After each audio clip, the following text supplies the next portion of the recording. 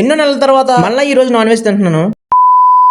Hello మయ్య, welcome to we are bachelors. ఈ రోజు అయితే నేను చాలా అంటే చాలా ఆతృతగా ఉన్నాను. ఎందుకంటే మళ్ళీ 3 నుంచి 4 నెలల తర్వాత ఈ రోజు నాన్ వెజ్ తింటున్నాను కాబట్టి. రూమ్ చేంజ్ అయిన తర్వాత వాటర్ పడక ఇన్ఫెక్షన్ రావడంతో నేను 6 మంత్స్ నాన్ వెజ్ అయితే పూర్తిగా దూరం ఉన్నాను. అయితే తెలియకుండానే 4 మంత్స్ గడిచిపోయింది. ఇప్పుడు నాకు షోల్డర్ ఇంజూరీ అవడం వల్ల డాక్టర్స్ అయితే మంచిగా నాన్ వెజ్ తినమన్నారు. ఇంకా మనం ఆగుతామా? అసలే 4 నెలల నుంచి తినకుండా ఉంటాం. నాన్ వెజ్ అంటే చిన్న ఫిష్ తెస్తారనుకుంటే అక్కతో గొర్రెపోత మాసం దానికి తోడు మటన్ కైమా పంపించాడు మా మామయ్య. మనకు చూస్తే ఇవి ఎక్కువ, కానీ షోల్డర్ బేగా సెట్ అవ్వాలంటే ఏ తినాలంట. ఇంకా మా అమ్మ వాళ్ళు అయితే వంట కార్యక్రమం అయితే స్టార్ట్ చేశారు. ఏ మాటగా మాట, మా అమ్మ కన్నా మా అక్క చేసిన వంటలు అయితే నాకు చాలా అంటే చాలా ఇష్టం. నాన్ వెజ్ అయితే ఇంకా ఇరా తీస్తుంది. కాకపోతే డౌట్ ఏంటంటే ఈ గొర్రెపోత మాసం నేను తిన్నాం ఫస్ట్ టైం. మన ఫిష్ అంటే ఎంతైనా ఎక్కుతుంది, కానీ మటన్ లో కైమాలు అంటే చాలా తక్కువ. నా లైఫ్ లో 10 టైమ్స్ కన్నా తక్కువ తినుంటాను మటన్ అయితే. అమ్మ వాళ్ళు కూడా ఉండరు, ఎందుకంటే నేను తిన్నాను కాబట్టి. మా అక్క అయితే వంట అయితే ప్రిపేర్ చేసింది. కర్రీ చూస్తుంటే నోరూడిపోతుంది. మంచిగా జ్యూసీగా చేసింది. మనకు షోల్డర్ బాగాలేదు కాబట్టి డైలీ అమ్మే తినిపిస్తుంది. తినేసిన ఇంకా టాబ్లెట్స్ వేసుకొని ఉడిపిన కార్యక్రమం అయితే స్టార్ట్ చేశాను. డైలీ అదే రొటీన్ అయిపోయింది కాబట్టి. నేను వేసేసరికి అయితే సాయంత్రం అయిపోయింది. మా అక్క వాళ్ళు కూడా ఇంకా వెళ్ళిపోతున్నారు. మళ్ళీ వాళ్ళు నర్సీపట్నం వరకు వెళ్ళాలి కాబట్టి అక్క చేతి వంట నాకు ఇష్టం అని చెప్పి నా కోసం ప్రత్యేకంగా వచ్చి వండి వెళ్ళిపోతుంది. ఏదో రోజు నేను కూడా మా అక్కకి ఏదో వంట చేసి పెడతాను. అలాగే మీరు మన పేజ్ని ఫాలో అండ్ సబ్స్క్రైబ్ చేసుకోండి. మన వీడియోస్ మిస్ అవ్వకుండా ఉంటారు.